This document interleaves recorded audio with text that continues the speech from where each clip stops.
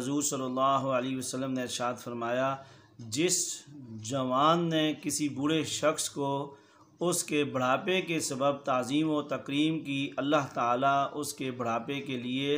کسی شخص کو مقرر کرے گا جو اس کی تعظیم و تکریم کرے گا۔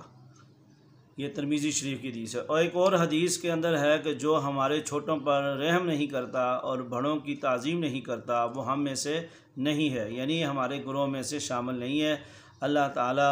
ہمیں اس حدیث پر عمل کرنے کی توفیق نصیب فرمائے۔ آپ صلی اللہ علیہ وسلم نے اس حدیث کے اندر بزرگ شخص کے بارے میں بتایا ہے، بڑوں کے ادب کے بارے میں بتایا ہے کہ اگر کوئی بزرگ شخص ہے تو آپ اس کا ادب کریں، اس کا احترام کریں، اس کا کوئی کام ہے وہ کریں۔ کئی گھروں کے اندر بزرگ ہوتے ہیں، ان کو چھوٹے موٹے کاموں کے لیے کوئی ضرورت ہوتی ہے، تو اگر کوئی جوان شخص، نوجوان شخص اس کے کام آئے گا، اس کا خیال کرے گا، ان کا خیال کرے گا اور ان کی خدمت کرے گا، تو اللہ تعالیٰ اس نوجوان کے بڑھاپے کے وقت اللہ کوئی نہ کوئی شخص پیدا کرے گا جو اس کی خدمت کرے گا۔ تو آپ صلی اللہ علیہ وسلم نے کیسی تعلیم دی ہے، تو ان چیزوں کو ہم عمل میں لائیں اور اپنے بچوں کو یہ تعلیم دیں، یہ احادیث اپنے بچوں کو سنائیں، یہ درس اپنے بچوں کو سنائیں، تاکہ ہمارے بچے بھی ان کے اندر ایک شوق ہو، ہمارے بڑوں کا شوق ہو، تاکہ بزرگوں کی خدمت کریں، بڑوں کا ادب کریں۔ اگر ان کو کوئی ہماری ضرورت ہے ہم ان کے ساتھ ثابت قدم رہیں، ہم ان کا خیال کریں، تو اسی کے اندر ہماری بھلائی ہے اور کامیابی ہے،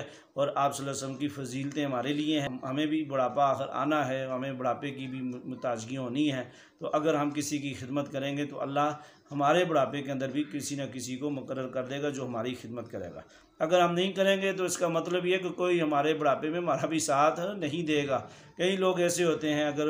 بوڑھی اماں ہو یا کوئی بھی اگر کوئی کام کے لیے کہتے ہیں ہمارے پاس ٹائم ہی نہیں ہے، ہم بہت مصروف ہیں، بیزی ہیں، ایسے ہیں ویسے ہیں۔ کوئی بزرگ ہیں، ان کی اینک بننے والی ہے، آپ ان سے پوچھیں، کوئی اور ان کو ہی اس کے علاوہ کام ہے، آپ وہ ان سے پوچھیں، ہاں جی کوئی میرے لیے کام ہے آپ مجھے بتائیں، آپ بزرگ ہیں، آپ چل نہیں سکتے، آپ گھر میں بیٹھے ہوئے ہیں اور آپ معذور ہیں، کمزور ہیں، بیمار ہیں، تو آپ اگر پوچھیں گے تو ان کی دل سے دعائیں نکلیں گی۔ تو آپ پوچھیں، اور اگر کوئی کام ہو تو آپ ان کا کام کریں، تو آپ کے لیے یہ صدقہ جاری ہوگا اور آپ کا بڑھاپا بھی سکون سے گزرے گا۔ اللہ تعالیٰ میں اس حدیث پر عمل کرنے کی توفیق نصیب فرمائے۔ آمین والحمد للہ رب العالمین۔